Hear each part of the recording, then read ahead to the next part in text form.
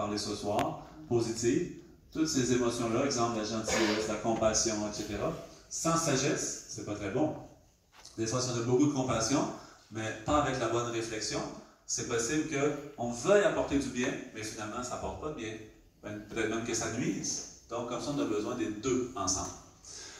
Donc, maintenant, on va aller plus précisément sur comment gérer nos émotions, les différentes émotions. Ce soir, je vais parler aussi avec le tableau ici. On a apporté le tableau ici que dans l'enseignement bouddhiste, on parle de 5 principales émotions. Mais, il y en a bien plus que ça. Aussi, des fois, on donne, comme dans quand même l'enseignement du Bouddha, on dit, une tradition, on dit il y a 84 000 enseignements du Bouddha. Pourquoi? Parce qu'il y a 84 000 sortes d'émotions pour apprendre à les gérer.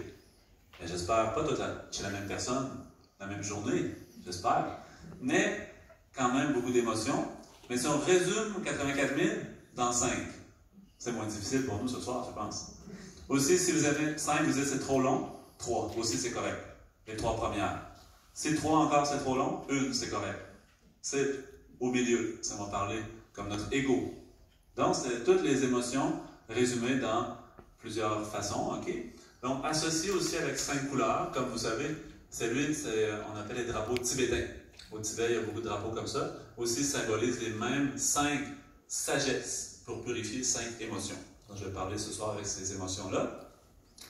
Mais, premièrement, qu'est-ce que ça veut dire une émotion? Ce soir, j'ai dit je vais parler dans le point de vue de la philosophie bouddhiste. Peut-être que vous avez déjà certaines expériences sur la gestion des émotions, mais dans d'autres contextes aussi, comme dans la psychologie par exemple, ou d'autres